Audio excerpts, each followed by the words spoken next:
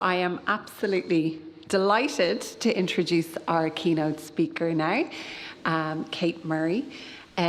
Kate is a digital projects coordinator at the Library of Congress, where she leads the federal agency's Digital Guidelines Initiative, Audiovisual Working Group, and the Sustainability of Digital Formats website.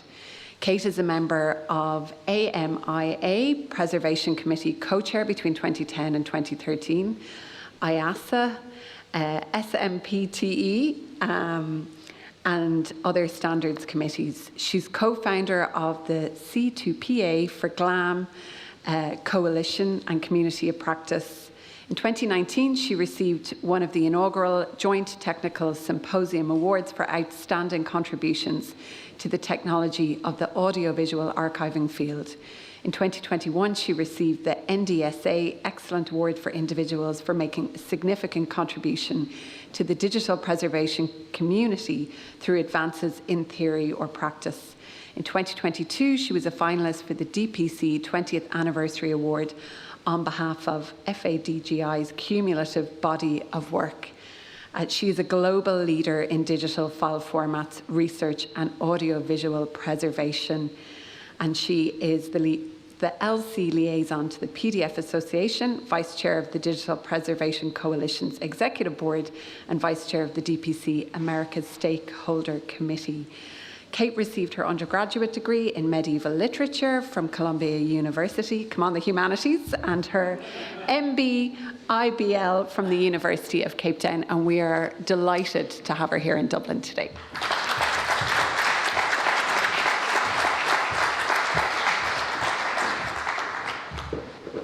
Thank you, Lisa. I did not necessarily realize that would be read aloud, and it's mortifying to have that happen to oneself. Okay, so just give me a second while I struggle to...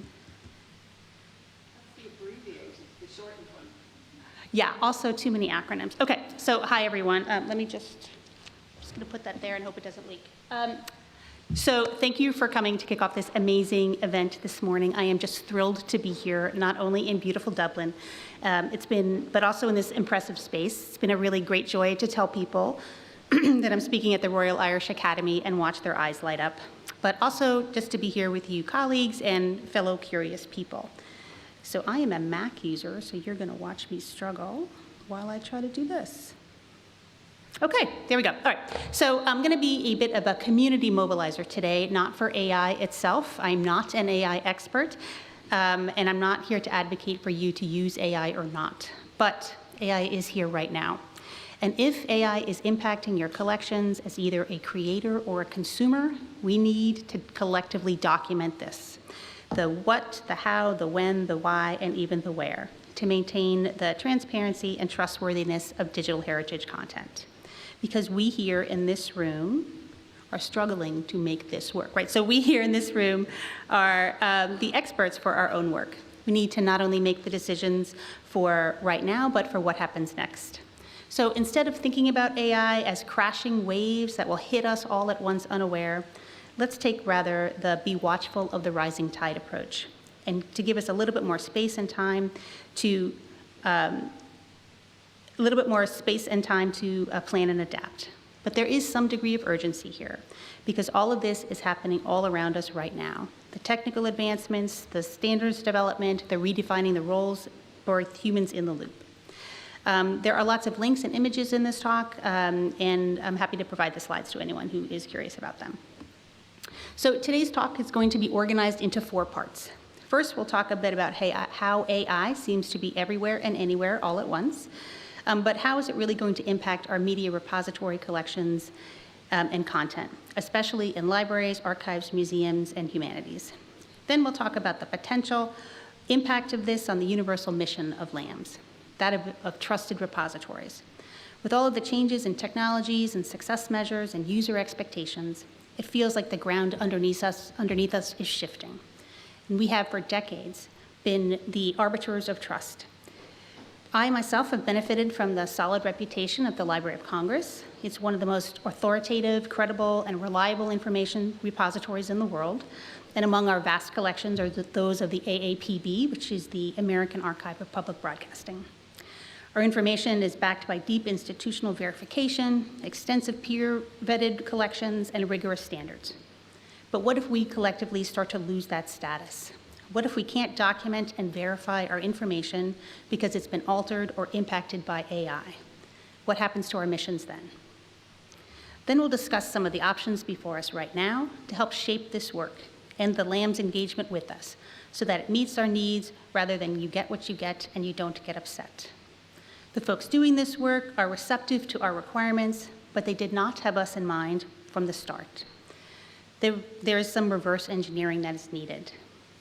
I was talking to a leader of the C2PA technical working group, and I'll talk more about C2PA in a minute, and he described the digital preservation community as a dark horse, meaning that we were not on their horizon necessarily as stakeholders until kind of recently, but now that we've popped up, they see us as a great fit, and they're keen to engage. Now, this is encouraging news, but behind all of that potential adoption are business decisions to be made. But let's explore our options and see what we can make happen. And finally, we'll end with a bit of a rallying cry, a coming together, if you will, to talk about how the people in this room and across IFTA can take a leadership role and engage. We can work together to influence the standards and tools and expectations to make them a better fit for our unique and important roles as trusted keepers of memory. So let's get started. So maybe there's something similar to this on your camera roll, but conversations about AI are all around us. They're usually not neutral. There are increasing expectations and demands to do something with or about AI in many aspects of our lives. But the line of action is very movable because this rate of change is just a blur. We'll talk about some of the reasons that we need to think about and plan for AI impacts on LAMs and media repositories. So first, let's think about collection development and acquisition and content creation. Can AI impacted or generated materials be accepted into repositories? Do you have a specific implicit policy about that? In the US, for example, content generated by AI cannot be copyrighted. The human portions of it can if it's mixed authorship, so that might impact collection development policies.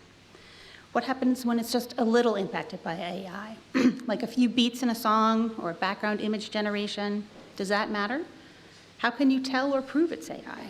And conversely, is there a policy to record if something was specifically human generated?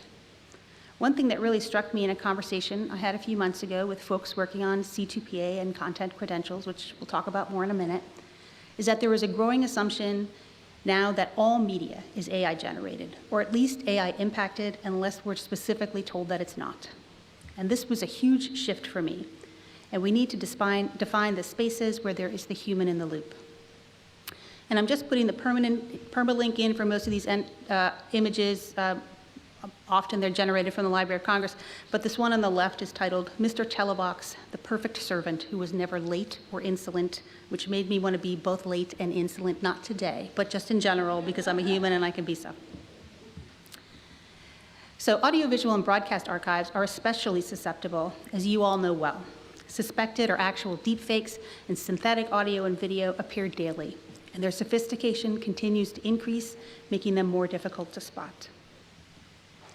And many tools can make it very easy to use AI in content creation. TikTok and Instagram are overrun with this sort of thing. But also more for this audience, AI is very much present in preservation and digitization workflows.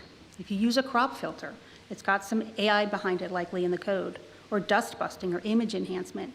You likely can't turn it off even if you want to. And there will be pressure, there already is pressure, to react in some way to the AI tidal wave. Maybe it's directed institutional funding specifically for AI archives, or new policy directives from government or institutional leadership, or even users and researchers to demonstrate the AI use. Or perhaps there's changes in staffing levels or knowledge bases. I know people feel a way about it, or lots of ways about it. But here's the thing. The call is coming from inside the house. It's very much here. We need to get ourselves together and make the plan. And so the very basis of that plan is the same as we've always done, but maybe notched up a bit. Document what we have and be open and consistent about it. So let's talk a little bit about our collective missions as LAM institutions and media repositories. Many of us have some form of these words on our institutional mission statements or strategic plans or just overall goals. Authoritative knowledge, trusted repository, inform, and specifically from the Library of Congress to be a universal and enduring source of knowledge. And these are big, heavy words, bringing even more weighty expectations. How do we make them actionable? How do we do this? Not only right now, but over the long term, with our expert staff and systems and mechanisms change. We do this collectively by actively maintaining and increasing our status as agents of trust. And how do we do that? Well, we do that by doing what we've already done, but maybe amped up a bit. So yes, some of this is going to be really scary, and I 100% get and I hear that. But it's also not new to us. This is metadata, technical and provenance and logging metadata. It's adapted in new ways, and there are expanded requirements, including legal requirements. But this is the theory and practice we know already. This is already in our wheelhouse. And also, to quote from the Spider-Man comics, with great power, there also must come great responsibility. And when I was researching to make sure that I got the right attribution for that quote, it was Peter Parker's Uncle Ben who said it in the movies, but as we can see here from the original 1962 comic, of course in the Library of Congress collections, it's really the nameless narrator who said it in the last box on the final page. So imagine that quote in the voice of Stan Lee. And many of you have had a similar experience when I tell people that I work at the Library of Congress for your institution. The most common response I get is, that is so cool. And yeah, I agree, it is cool, it's totally cool. And it's cool because people know the reputation of the Library of Congress. We're a trusted provider of information. We can tell you that this thing, whatever this thing is, where it came from, what it's related to, how it got into our vast collections. We call ourselves the world's largest library. Sometimes the British Library says they're the world's largest library, but we think it's us, right? So there's a little bit of a rivalry there. But many of us in this field know this feeling. We are the trusted keepers of memory. Universally, our users expect that the collections stewarded by libraries, archives, and museums are secure from unintended alterations. While the presentation of the information may change, perhaps through a file format migration or digitization from an analog source to a digital file, the creation of an access copy for web presentation, the expectation is that the intellectual content remains consistent over time, and if there is change, we have transparent documentation about it and the policies about why we did what we did. So yeah, I know this slide is kind of terrifying, but stick with me for a minute here, right? So the stakes are getting higher than it's good practice or it's in our mission statement. In many cases, it will be law, and very soon. The EU AI Act, for example, which requires that AI-generated content distributed to the EU audiences be labeled as such. There are many more examples, one in the US state of Utah that requires provenance records, another in this Washington state, the state of Washington, as well as the California AI Transparency Act, and there are more coming. It is not optional. We must do this. So we've made the case for documenting AI interactions with content, but how do we do that? Let's talk about some of our options. We'll look at the leading players in this space and what criteria you might use to decide your path of action. So some short definitions about the overarching concepts. Content authenticity means verifying that the digital content is genuine and unaltered. It does not mean that the content is factually correct. And provenance is the verifiable history of digital content that shows its origin and any modifications it's undergone, including signal chain documentation. All the stuff I'm going to talk about going forward relates to these two basic and familiar topics that are taking on new relevance. And I'll note that I'm using an acronym, CAP or CAP, which throughout this talk will mean content, authenticity, and provenance. And all of the CAP effort is geared to setting expectations for good actors. There will always be bad actors, and real threats can come from that. And we'll talk about risks as well as opportunities in a bit. But I'm taking the glass half full approach. So one of the emerging leaders, and perhaps one of the most visible options, is C2PA. It's a bit of a vocabulary review here. C2PA, or the Coalition for Content, Authenticity, and Provenance, is the technical and specification authoring body. It's actually part of the portfolio of digital trust projects from within the Linux Foundation umbrella, through a joint development foundation. And content credentials are the cryptographically signed data that implements the specification to provide verifiable information about a piece of digital content's origin and editing history. Essentially, C2PA creates the rules and the framework, and content credentials are the product that follows these rules. But honestly, people use these two terms, C2PA and content credentials, interchangeably for better or for worse. Now note the link here to the content credential specification is version 2.4. This came out on April 1st, 2026. We should expect another new version very soon, and they tend to release them without public notice. It's very annoying. The way I know that something is happening is when I get a lot of action in the GitHub repository and I go and take a look. Here are some of the steering committee members, but other members include well-known names and sources of cultural heritage content, media outlets, and workflow suppliers like Gannett, Universal Music Group, Delet, EBU, France TV, RIAA, Capture One, and many, many more. Remember when I said that they did not necessarily have digital preservation or library and archives in mind, but of course the BBC is one of the founding members, and they have done a good deal of work and research. And there are many other organizations as general and contributing members. I did a quick count before I came, and there are 400 companies listed as some level of membership.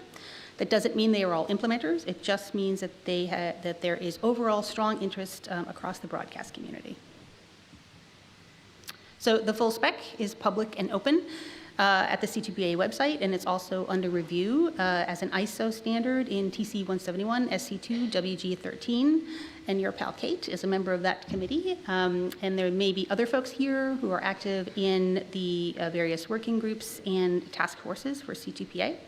Again, this is version 2.4. Note the designation in the top corner in that box there.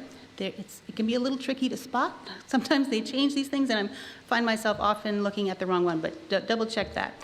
And there are some accompanying documents there that are still catching up to version 2.4. There's also a GitHub repository to track issues. All this to say is that there's very strong interest in architecture to support C2PA, and it continues to grow. C2PA is a very complicated organism, but the spec describes the technical aspects of the architecture. It's a model for storing and accessing cryptographically verifiable information whose trustworthiness can be assessed based on a defined trust model. The C2PA spec defines how to create and process a C2PA manifest, and I'll show you a manifest example in just a moment, and its components, including the use of digital signature technology for enabling tamper evidence as well as establishing trust. Well, I'm going to be talking a lot about C2PA here for the moment. These principles are really larger than this specific implementation of CAP. These are overarching concepts of documentation, transparency, defined models, and trust. So here's an overview of the manifest structure that defines the content credentials. And really, a manifest is just metadata. They don't use that term in the specification, but it is really just metadata. They can include various assertions about the content. I'll talk more about assertions in a second, too. And these include ingredients, the date, the time, the location, and the device that created the content. And this metadata manifest holds all of the information, and it can be embedded into a file, it can be published as a sidecar, or it can be both. And this manifest is then cryptographically signed and verified by a trust center. So let's look at some of these concepts in action. In brief, an actions assertion, and I just realized I did a pun there. Let's look at some of these in action, and we're talking about actions assertions there. Just visualizing that right now here. So these describe the actions in the file. They include content creation, opening, editing, and more. It's really what we know, again, as technical and process metadata. I compare actions assertions to a premise event, if that's helpful. The C2PA spec includes a lot of predefined actions assertions, as well as allows for custom assertions, but many of these are geared for still image and document content, not so much for AV. This is growing and changing. There are dedicated working groups for moving image and audio material, but the published work to date is more on image and document content. And as an aside, I also wonder about other types of content if you were thinking about implementing C2PA. So what about data sets or 3D or GIS systems? Many institutions want to adopt systems and protocols that work across all content categories. So if there are gaps, what might that mean for implementation decisions? Each action's assertion can be described by a number of fields: description, reason, when, software agent, digital source type, which we'll talk more about in a minute, changes, and parameters. So all of this is basically familiar. So where does this fit into an AI file interaction? There are several ways to record it, especially by use of the digital source type tag, and it can be done at any level. It can be a system, a file, a track, a frame, a pixel, whatever makes sense for your implementation. Again, this is heavily influenced by the image, text, and document folks, but there the overall structure is there. In this example, the digital source type value is trained algorithmic media, and it's used to describe an object made entirely by AI or machine learning. And note here that the controlled vocabulary in the spec for digital source type are the IPTC news codes for photojournalists. So there's definitely some shoehorning here. It's not a great fit for other areas of content. And in this case, an item is created by an individual in some undefined way. If AI or machine learning is used to edit, enhance, or otherwise change the object, the action c2pa.edited can be used with digital source type, composited with trained algorithmic media. And these are just two potential implementations. So what does this metadata manifest look like in practice? Here's an example of suggested templates for actions assertions in the JSON format. And this is just an excerpt from a larger document, so the syntax might be a little funky, but I wanted to zoom in to give you a better view. At the top, highlighted in the white box, we see an actions array being defined. Inside the actions array, we have a specific action. Here, it's c2pa.edited.metadata. And you can see that this action object has a number of key value pairs: description, reason, when, software agent, digital source type, and changes. These are all potential fields that can describe the actions, when, and how it happened. And a quick aside here, that you can see in this example, the software agent tool is BWF MetaEdit. And we are working with the developers of BWF MetaEdit, it's Dave Rice and Jerome Martinez, to make BWF MetaEdit more C2PA and content authenticity and provenance data aware, to make it be able to recognize, create, and edit it. Media Info, for those of you who use that tool, can already recognize and display C2PA. So then we have another action, and here the details are cut off, but you can already see that this is repeatable, so you can continue to add actions as they occur. This manifest is either embedded into the file, carried as a sidecar file, or both. So now you have a manifest that you can continue to add and edit as needed as the object moves through your workflows. And it's then cryptographically signed as either a hard binding or a soft binding. In C2PA, hard bindings use strict cryptographic hashes to tie provenance data to the exact bytes of a digital file. So even a single pixel changes, the verification fails. Soft bindings use perceptual hashes or digital watermarks to connect actions to cloud-hosted manifests, allowing the tracking or modification or resizing of files. These are then centered around a trust model. So if we step away from C2PA workflows for a moment, one thing that I wonder about is how do we keep all of this data in sync? So some of us might have process history data also stored in something like the coding history of the Beck chunk or another system. So do you record it twice? What happens when things get out of sync? What takes precedence there? So we're still exploring and learning about this, but it would be a great community topic to explore. So C2PA is really all over the news, especially with the huge announcement last week that OpenAI claims to be C2PA compliant. They even used the word preserve in their announcement. But will it, will it last, right? Is it the solution? Honestly, it's still too early to tell, but we've started to see it in newly acquired collections at the Library of Congress. And I'll stress here to say that we are just exploring this at the Library of Congress, but we have not made a firm commitment to C2PA implementation. And I'm not telling you to use it either, but you should certainly know about it. And there's lots of interest, but we'll see what happens in a year or two. But meanwhile, it's very worth exploring. Of course, there are certainly risks, and it's still early days. Data hacking is possible.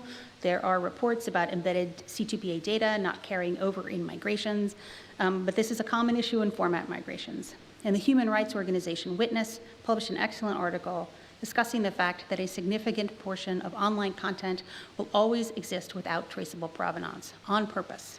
So what might that mean over time? And there are ongoing privacy concerns to be explored and considered. And of course, this is all hype now. You will soon see C2PA everywhere you look if you haven't already. But we don't know what sustained implementation will look like. There's enough happening to warrant investigation for the digital preservation community. However, it's important to recognize that C2PA is one way to document content authenticity and provenance, but it is not the only way. There are other options that might fit your needs and goals. One option that has some traction here in Europe is the Fair AI Attribution Framework, and some of you will know much more about this than I am. But the key figure here in this structure is its connection to the ISCC, or International Standard Content Codes. So international standards are good, and this effort is out of the Netherlands. And I pulled this comparison table of FAIA to C2PA from a recent article from a high-level overview. But of course, you should know that each side has something to say about the other, right? It's best to do your own comparison shopping. I'm mentioning it here as a demonstration that there are other options. And again, I'm not endorsing one or the other, I'm just pointing you to a couple of options. And here are a few of the other options we've seen, and no doubt there are others within specific domains.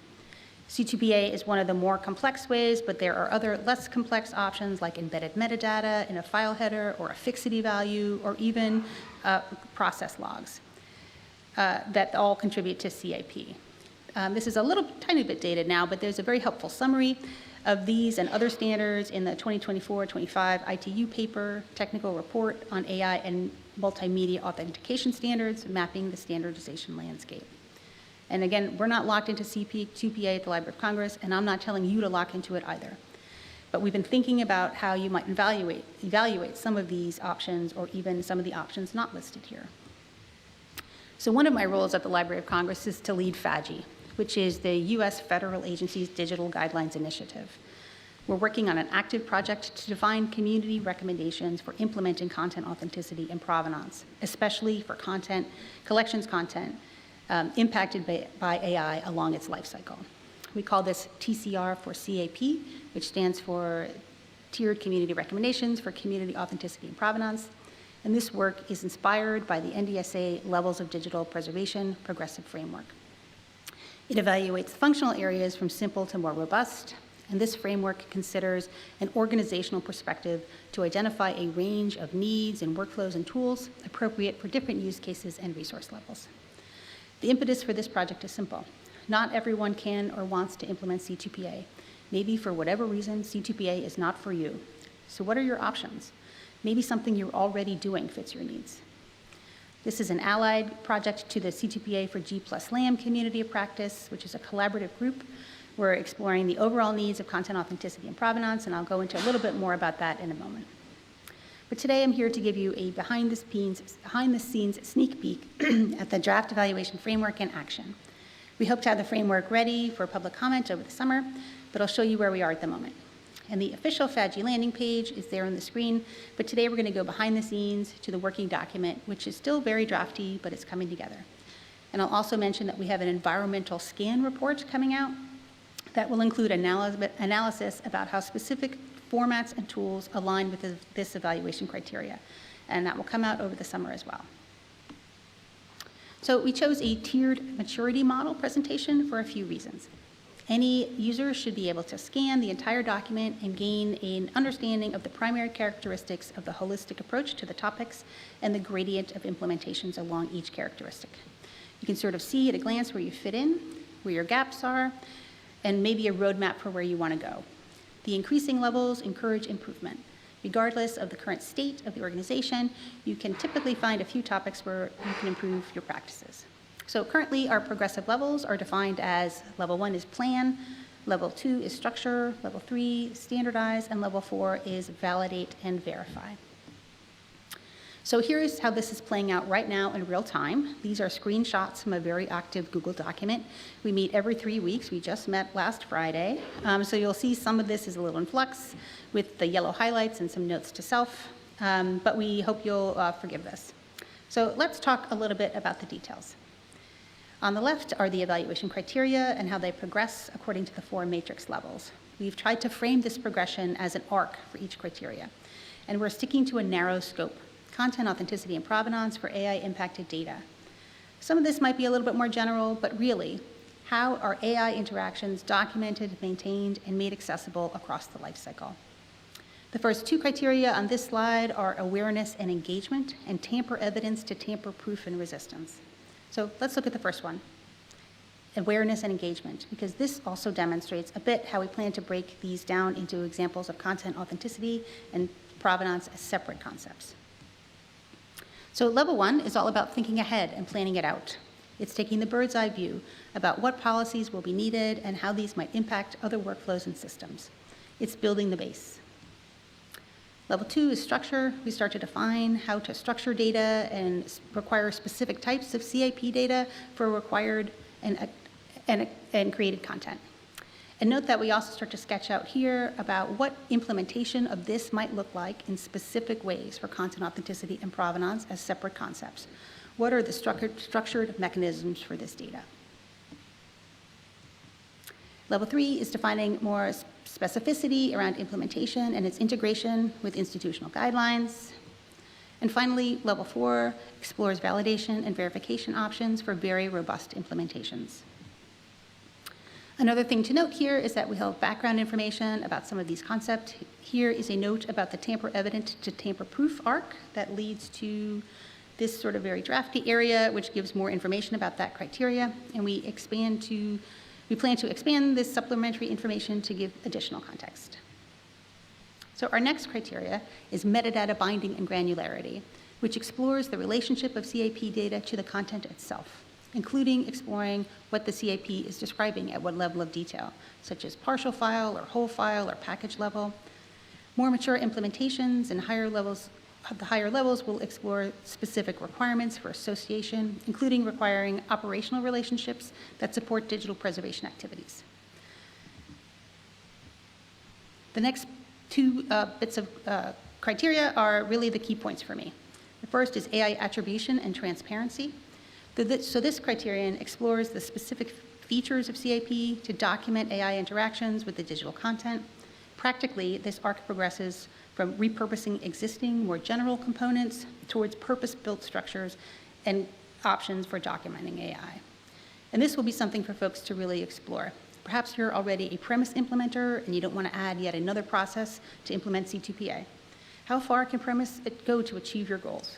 Will you be repurposing an existing premise event structure to specifically document AI? And how important is an external trust center and digital signing? Would something more simple meet your institutional and legal needs?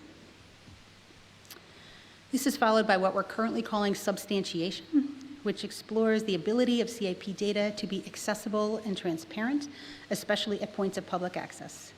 In theory, we aim for open data sharing. But how can you plan for when data is not shareable by design? When there's a need to suppress or conceal the data because it's restricted or embargoed or quarantined, or there's private data, or simply when the data is just need to know only. And the final criterion is system interoperability and sustainability, which explores the reliance on specific technical support, tools, and standards for CAP data. The goal here is to have a sustainability plan for ongoing support of this data. So what, for example, would happen if C2PA or whatever the underlying support for your chosen system fails? What's the plan to migrate that data to another form? Especially with the reliance on an external trust center, which are they themselves tied to external organizations which might fail. We hope to have this work available by early to midsummer. I had thought it would be available by June, but it is June and is not available, so we're thinking later in the summer. But we'll have it open for public comment, as we'll also have the environmental scan report available for public comment and use, and we hope they can be building blocks for the wider community. We will certainly share it with IFTA, and we would welcome your engagement. So I know it's a lot, right? It can be quite overwhelming, but we are not alone in this, right? There's a real opportunity here for IFTA as an organization and the community members and individual contributors to help shape our future. So let's start on a personal level, right? Be proactive. Don't wait for the invitation or the permission to learn. Talk with your colleagues, join listservs, join working groups. Honestly, I find a lot of information on LinkedIn, which is kind of weird, but it's very effective. You should seek out and ask questions. If you are just tipping your toe into this water, chances are your organization is too, and they're going to need guidance and leadership. When I first tried to get people at the Library of Congress interested in CAP and C2PA about 18 plus months ago, people had no idea what I was talking about. I wouldn't say they didn't care, but they care more now, right? Because we've matured a bit. Remember what I said back on slide 1, right? We are the experts, so make yourself the more expert. And we need to make decisions not only for now, but for what happens next. These are big changes ahead, but you don't have to go it alone. Engage with your community. At the Library of Congress, we started the collaborative C2PA for G+LAM community of practice back in January 2025. We have a diverse community of about 130 people with a monthly newsletter and quarterly informal meetings. And we've done a number of projects together, including authoring a set of user stories that we submitted to C2PA. And along with my colleague, Josh Sternfeld, and a few other collaborators, we published a popular primer or white paper that explains why institutions and their leaders should care about content authenticity and provenance for AI-impacted content. If you want to get on our mailing list, by all means, contact me at c2pa@loc.gov, and it will be me who answers your email. And I'm happy to add you to that mailing list. And while our name specifically calls out C2PA, because that was our initial driver, it's a misnomer at this point. We're considering changing it to something more general about content authenticity and provenance, and not specifically about C2PA. But there are lots of other organizations, like Trust in Archives. And there are probably people in the audience today who are involved with TAI, and what they're doing really great work to bring together a number of diverse organizations and specialty areas. We have a member of TAI in our working group for the FAGI TCR for CAP work, and we keep each other informed about various projects and research areas. There's also DOAG, the Digital Object Authenticity Working Group, which is doing great work with digitization and imaging processes, and they're looking to expand their reach. And no doubt there are many others I don't know about, especially outside the US. Or even start your own if there one doesn't exist in your country or language or content area. I'd be happy to chat with you about how we run G+LAM, and you can take that model and improve that model and run with it. And I'm here today because there was nothing, so I started something, and I want you to start something too. And here, there's a role for IFTA to play. Engage with the industry, including specification authors and standards committee, including C2PA, but also SMPTE. Right, 31 SFS has a C2PA and MXF working group. There's also EBU. You know your content and mission. You are the experts here, and the voice of the broadcast archives. And it's in a more impactful voice coming from a defined organization than from individuals. One thing we've been thinking about is the connection between the storage of CAP data within files themselves. So C2PA has a high-level way to map that data, but it's not reflected on the format specification side. So we're trying to plan this, starting with the Matroska format, which is not yet mapped in C2PA within IETF, but maybe you're connected with another format spec. So help build this out, and then correct the C2PA work as needed, or augment it as needed. So the window of opportunity is open, at least for now, to help define these needs for digital preservation. You'll remember it's under consideration in ISO. Once something gets nailed down in ISO, it's like, the cuneiform tablets. It's hard to change that, right? So now is the time. So whenever I've reached out to C2PA, they've been very receptive. You'll remember they did not create content credentials with us in mind, but they're open to it. But perhaps maybe refine the user stories that already exist or build new ones to help make our requirements actionable. There's another concrete example for feedback that can be given is with those controlled vocabulary options for digital source type. Remember I said that they were currently the IPTC news codes, which is great for photojournalists, but we are not photojournalists. They're updating these options right now, so it's a great time to engage. And maybe review the predefined actions assertions in the spec. What can we recommend as new actions? Or perhaps develop templates for assertion models at specific workflow points. Consider putting comments or ideas in the C2PA GitHub repo tracker. It's very active. They respond to the comments that are put in. Another option is to create sample files to contribute to the C2PA or another public GitHub repo. As of last week, there are still no moving image or audio sample file posted. I'm told this is in the works, but surely we can help push that along. And if you don't want to use CPA or don't like CPA, that's completely fine. Make sample files in your choice of option and then share them with an open license. Help other people learn as you also learn. I'll give another shout out to our FADGI community because we do have a set of sample files in the hopper, which we will soon add. And again, thanks to Jave and Jerome for that. So I want to lead you back to where we started. We can be afraid of this crashing wave of AI and its impact on our institutions, or we can take the rising tide, lift all boats approach and work together and identify and act upon opportunity among this uncertainty to take our collective ownership and demonstrate leadership through content authenticity and provenance efforts. So I'll wrap it up to say it's been my absolute pleasure to be here with you today. I'm very excited to learn about all the presentations later today and tomorrow, and feel free to connect with me at the conference or afterwards, and I'm happy to work together. Thank you.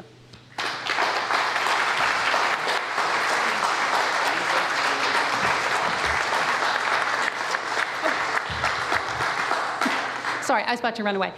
Do you have any questions? I'm happy to talk about questions about anything. And I can let awkward silence sit there for a long time, so. I'll break the ice. Kate, thank you so much. I think this is a groundbreaking presentation for this community, and we first heard in IFTA about C2PA, I think in Dubrovnik, 2019. So we are happy to be informed about it, but maybe not everybody was in Dubrovnik. I just wanted to, you've hinted a few times during your presentation, what rang my bell to say it that way was premise.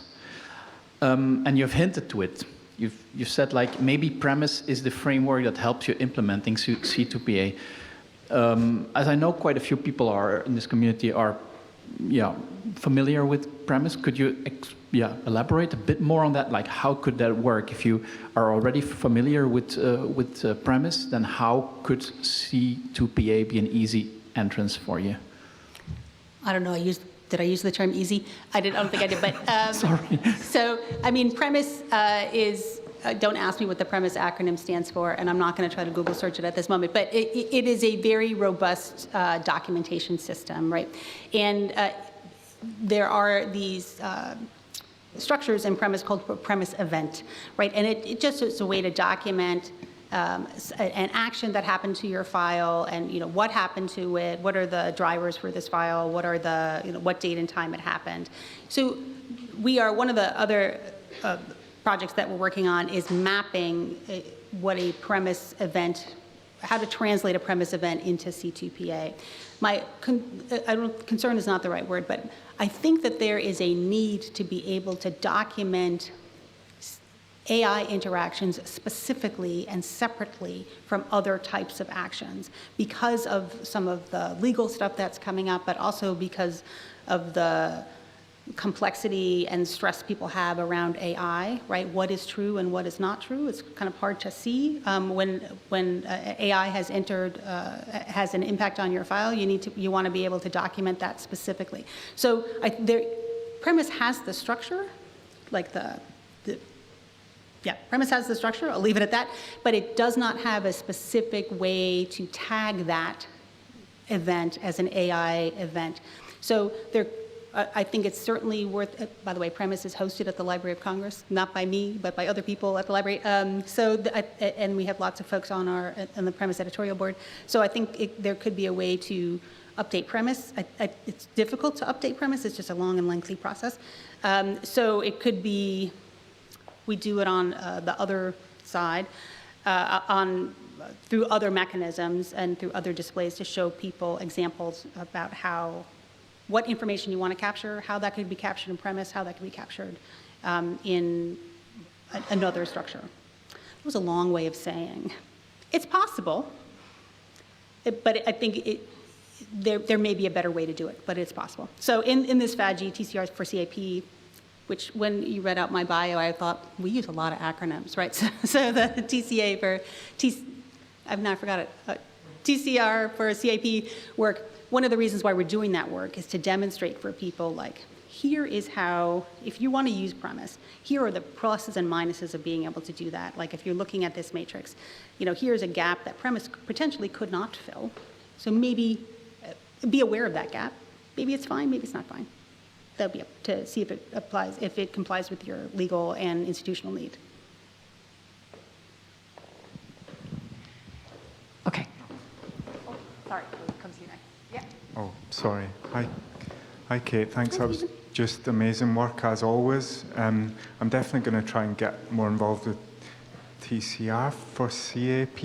Is that right? I don't even know what the acronym is anymore, but I know what you're talking about. I'm going to try and get more involved, but I was really interested to hear that Jerome and Dave and media area are engaged in it, because we in particular, and I guess loads of archives, are using their tools every day, all day for our work. But it also occurred to me the tool we're using probably even more is FFmpeg. Like, every transformation I make with any file in any context somewhere, either in an application or in code, has FFmpeg either on the hood or under the hood.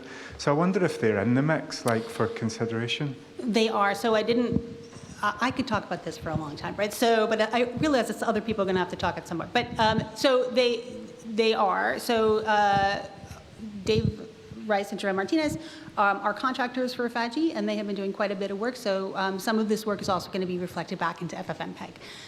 But if there are specific, so the work related to C2PA and CAP data awareness will be reflected back into FFmpeg. But if there are specific wish lists that folks have, please come and talk to me, and we'll see that if we can work that into our contract as well. Amazing. Thank you. Sure. Hello, thank you. That was really interesting. Just a kind of quick question. You alluded at the top of the talk about the fact that some AI tools have been present for quite a long time in algorithmic search, in kind of the kind of image editing software you get on social platforms, in Adobe products, and a lot of that predates the kind of sudden or seemingly quite sudden awareness of kind of the big LLMs and the kind of slop generators in the kind of public consciousness. Do you see yourself having to, or yourself, everyone, having to think retrospectively about material that's already been captured and ingested into collections as well? Or do you think that ship to some extent has sailed? Is the kind of going forward approach or something else? That's a great question. And I think it's going to have to be point forward, because I think that to reopening existing collections, I think would be an enormous challenge, considering the volume of data that people are creating and getting into their repositories every day. So I think it's going to have to be a point forward. I think it would also depend on some of these, some of the legal frameworks that are coming up, like what those requirements are going to be. It's a great question. My guess is going to be point forward. But what does that mean, for example, when it's a collection you've had in your repository for a long time, but it's only just been digitized or something, and you're only now having it displayed on the web, or there's a user request for it? I think all of that would have to comply with whatever the new regulations are. I am not a lawyer. Do not come to me for legal representation advice, but that is my thought. I think there were some hands over here. If anyone else has a question. Sorry, lots of hands went up at the same time the last time. Okay. Thank you. Hi, Kate. Hi. You, very briefly, when you're talking about the matrix, mentioned something about maybe objects in the collection that have restricted access, or can only be seen in various places. Can you expand a little bit about what those conversations have looked like in association with this? Sure. So one of the challenges are going to be about institutional policies. So for example, what if your policy, institutional acquisition policy, says everything must have a C2PA manifest coming in, but you're getting human rights stuff that doesn't have it on purpose, or some of these other things. So are you going to be able to make an exception for that? That's not for me to say, right? That's going to be what your institution is going to have to figure. We also thought all right, so what if they're we have some internal systems at the library for rights-restricted content that's only available at the library, but it may or may not have, C2PA or whatever process history information with it. But then when it's displayed to the public, how is that information redacted? And what does that redaction look like? These are all going to be policy decisions, and they're not to be taken lightly, right, for sure. So yeah, but I think we're very conscious of it, that we would, in theory, want to have a complete record, but that what gets displayed at what level of access is going to be a challenge, I think, for folks. Any further questions?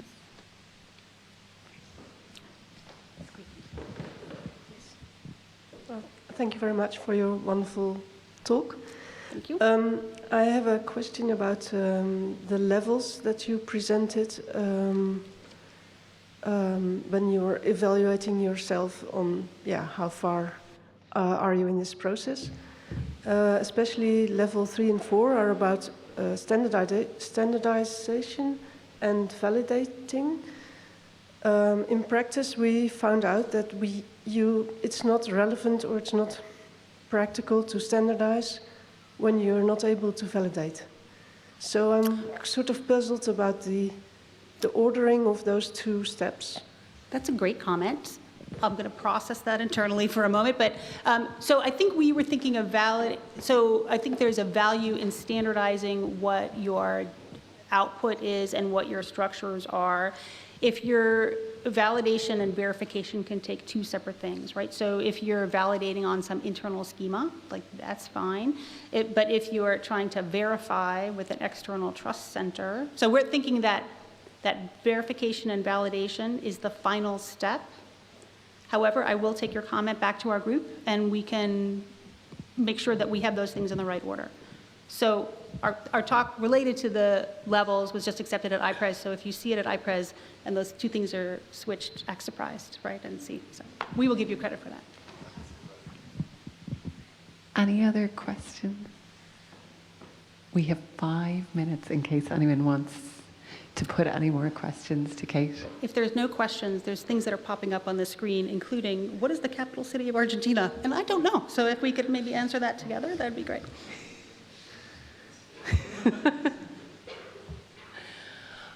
Okay, well, Thank Kate, you so much. Thank you so much. Great, That was thank you. really good.